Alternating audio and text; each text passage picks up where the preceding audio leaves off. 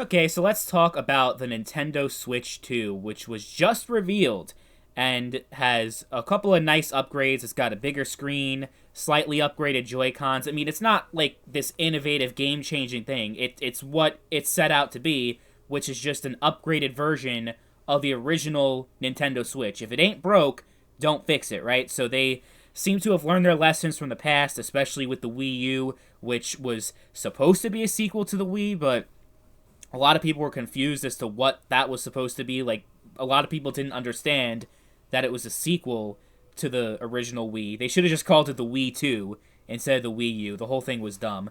But from what it seems, at least from the initial trailer, it's like, okay, Nintendo actually seems to finally know what they're doing here. They saw that they struck gold with the Nintendo Switch, so they're going to keep heading in that direction. I mean, everyone knew that that's what they were going to do. It was a no-brainer. People loved the whole concept of you being able to, transform it from a handheld to a home console and back and forth. We never really had anything like that before. And of course, now you have a lot of competitors now that are trying to get into that market. Obviously, Valve is the biggest one when it comes to that. But I think Nintendo will still reign supreme in that space.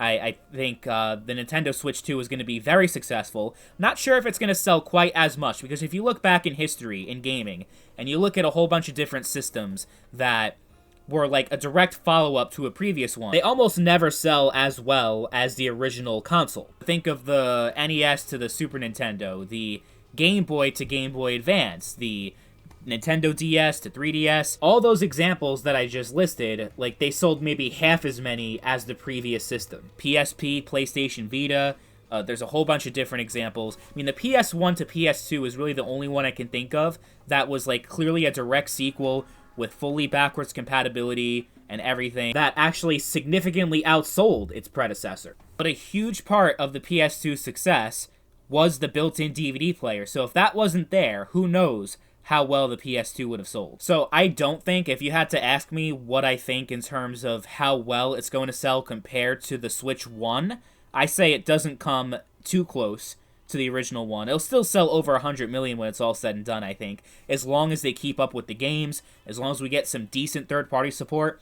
Now, in terms of power, it's not going to be quite as powerful as a base model PS5, so there's going to be quite a number of games that just won't be available on Nintendo platforms because it won't be able to handle it, which is fair. Like the Nintendo, I think, has enough third-party support when it comes to the Switch. They had more than enough of that, so I don't think that's too much of a hindrance. I think a lot of people who are, like, really into gaming like that, chances are they're going to have both. Like, they're going to have a Switch, but they're also going to have a PlayStation. They're also going to have a PC, or, they're going to have, like, two of those things. So I think Nintendo, honestly, is kind of like its own thing, its own ecosystem, that not being able to run every single major third-party release is not going to affect them in the slightest. I mean, it didn't in the Switch 1, right? Now, Nintendo actually had a huge advantage with the original Switch early on, in that nobody had a Wii U, so they were able to re-release a whole bunch of Wii U games on the original Switch, and that kind of helped boost the first-party library early on.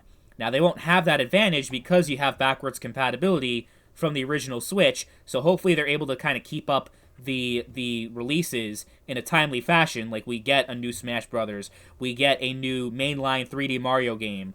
I know it's probably going to launch with Mario Kart. That's like the one game we got to see, and it looks, I mean, it's hard to say how it's actually going to be because it was like a 5-second gameplay, but it looks like it's going to be a 24-player race, which is a nice upgrade from previous entries. So, I mean, it looks promising, right? There's no way of actually knowing. I don't have a crystal ball. No other content creator does, so we don't know for sure how things are going to play out. There's some really bad things Nintendo is also doing. They just recently announced a price increase for the Switch Online. The online infrastructure for the original Switch is abysmal, so if they don't improve the online, that's gonna probably cause some problems in the long term for them, because it's an online world we live in now.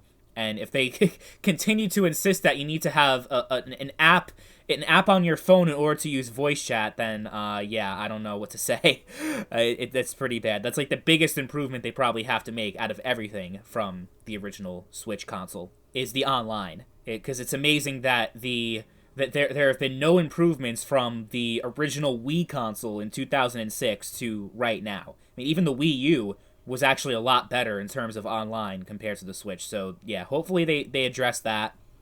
I mean, the level of competition is also a concern. Like, if they insist on continuing in this direction, I think Nintendo's still going to, like, they're still going to dominate that market in terms of, like, the hybrid console market.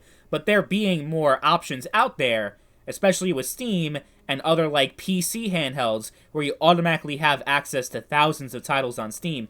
Like, the game library and everything is comparable. Probably, it's not comparable, it's greater on those platforms. So they have to be mindful of, like, it's going to be a much different dynamic than them, releasing the original Switch in early 2017.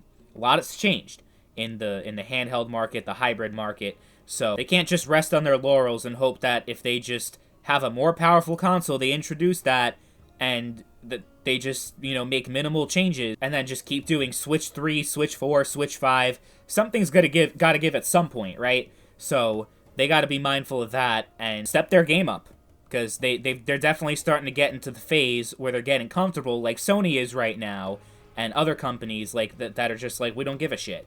So they need to try to stay ahead of things, and I think they'll be just fine. I mean, they'll be fine anyway. Nintendo's worth a shit ton of money, but you know what I'm saying. I don't think this will affect the PS5 and Series X in any way, because they're kind of like their own thing.